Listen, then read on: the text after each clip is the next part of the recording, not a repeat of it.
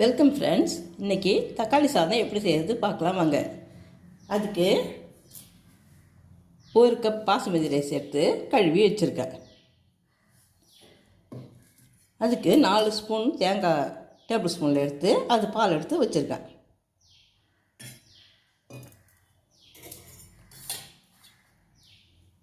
இதுக்கு 1/4 கிலோ தக்காளி கட் பண்ணி வச்சுருக்கேன்.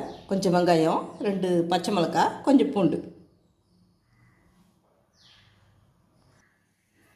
ஒரு 4 டேபிள் ஸ்பூன் அளவுக்கு ஆலிவ் ஆயில் ஊற்றிருக்கேன். சன்ஃப்ளவர் ஆயிலும் ஊற்றிக்கலாம். ஊற்றி அதில் பாருங்கள், இலை, பட்டை, இந்த பூவு, கல்பாசி எல்லாம் எடுத்து வச்சுருக்கேன். இதை இதில் சேர்த்துடணும். எண்ணெய் காஞ்ச உடனே இதில் சேர்த்துட்டு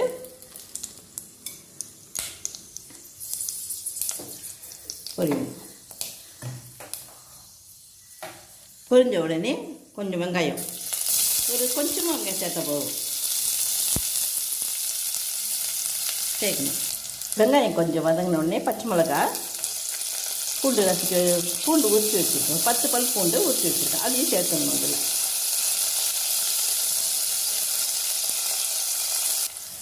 வதங்கின உடனே இஞ்சி பூண்டு விழுது, இஞ்சி பூண்டு கூட பெருஞ்சீரகம் போட்டு அரைச்சி வச்சுருக்கேன்.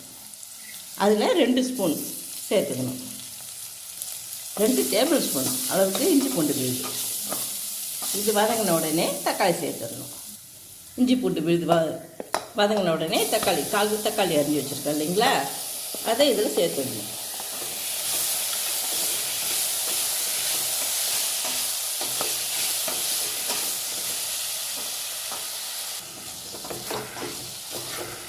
தக்காளி கொஞ்சம் வதங்குற வரைக்கும் வதக்கணும்.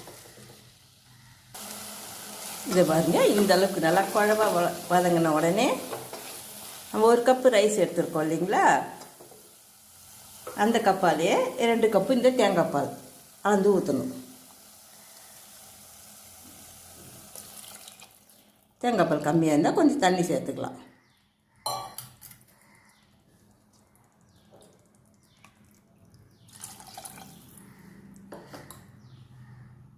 இதில் ஒரு 1/2 டேபிள் ஸ்பூன் உப்பு சேர்த்துருக்கேன். சின்ன ஸ்பூனாக இருந்தால் ஒரு ஸ்பூன் போட்டுக்கோங்க.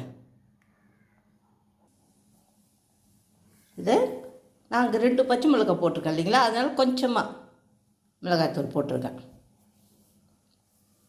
ஒரு 1/4 ஸ்பூன் அளவுக்கு மிளகாய்த்தூள் சேர்த்துருக்கேன். ஒரு 1/4 ஸ்பூன் கரம் மசாலா பொடி சேர்த்து கொதி வந்த உடனே அரிசி போட வேண்டியதான்.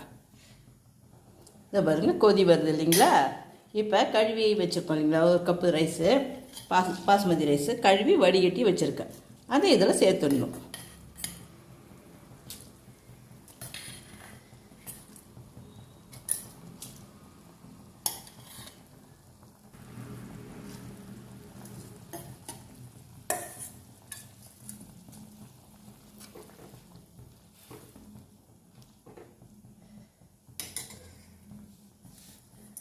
லேசாக கொதி வந்தால் போதும்.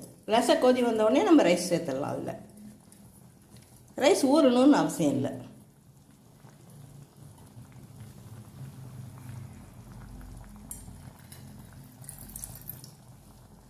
இதை பாருங்கள், கொதி வந்துடுச்சு. இப்போ குக்கரில் கேஸ் கட் போட்டு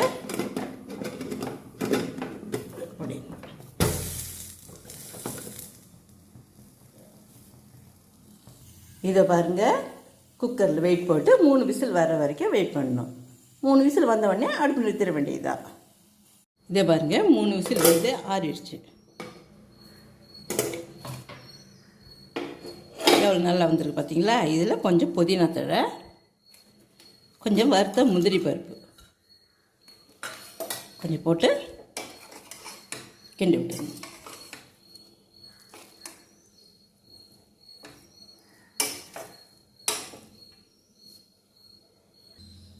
இதை பாருங்கள், தக்காளி சாதம் ரெடி. நீங்களும் இது மாதிரி செய்து பாருங்கள், சாப்பிட்டு பாருங்கள். உங்களுக்கு பிடிச்சிருந்தா இந்த வீடியோவை லைக் பண்ணுங்கள், கமெண்ட் பண்ணுங்கள், எப்படி இருக்குன்னு சொல்லிவிட்டு கமெண்ட் பண்ணுங்கள், லைக் பண்ணுங்கள், ஷேர் பண்ணுங்கள், சப்ஸ்கிரைப் பண்ணுங்கள். தேங்க்யூ ஃபார் வாட்சிங்.